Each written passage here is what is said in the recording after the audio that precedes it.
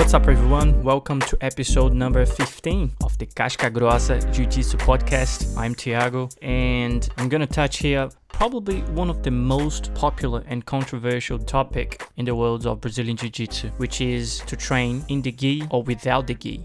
I remember when I started training back in Brazil with Professor Manny Mal, which is Casca's Gracie black belt, and I did not see once no gi class on the schedule, despite of the several professional MMA fighters that used to train at that gym, and it was only gi guys at that time.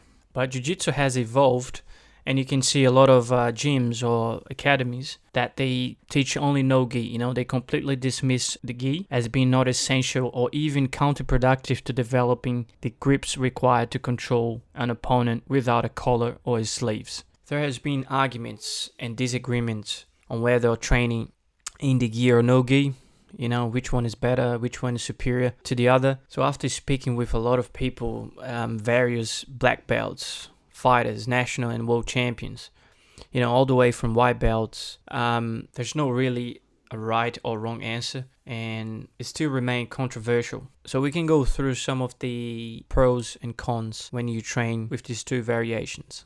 Training with gi. With the use of gi, obviously you've got more grips, which allows you for sweeps, position retainment, more techniques, framing, defense, and pretty much is an endless chain of submission. You've got a lot of options there. You got chokes from the collar, sleeves, lapels, both you and your opponent. So training with no gi, it's a complete different animal.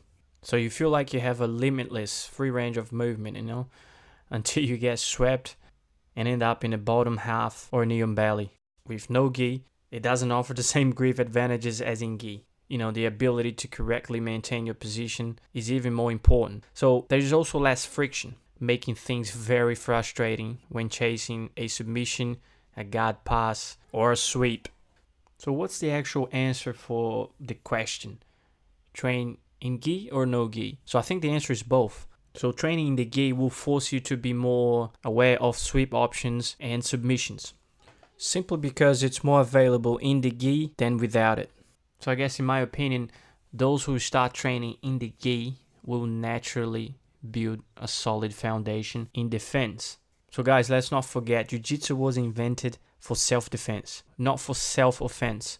So if you train more no gi, you can easily learn to set up and execute a smaller set of skills. I guess more easily because there are few less submissions and sweeps that you can do.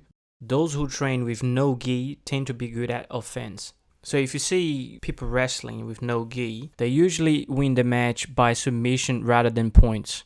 So what do you think how practicing these two variations in gi and no gi, it will reflect on your long-term development? How do you think training gi and no gi will make a better jiu-jitsu fighter or jiu-jitsu practitioner?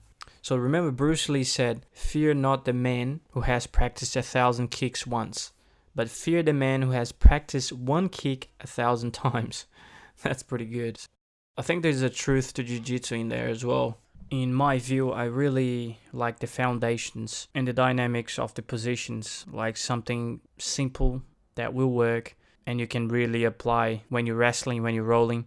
And when you start building that foundation, you go crazy on the other positions and the more advanced. That's my point of view on that, guys. So just to conclude, training with the gi and no gi are both needed for you to be the most effective in the practice of Jiu-Jitsu. So taking into consideration real life situations. So let's say if you're a blue or a purple belt and you get punched in the face and you're taken to the ground by a larger opponent. So imagine they're on top of you. So at this point, what defines how good your Jiu-Jitsu is? I think the first answer will be, what's your ability to survive and defend yourself? I think as long as you're able to defend yourself and not get hurt, that's what matters. At the end of the day, your ability to defend yourself has much more value on the street. So I think for those who don't really know what to train or how much to train on a particular area of Jiu-Jitsu, maybe try to ask yourself how good your defense is. How good are you getting out of mount or from the back control?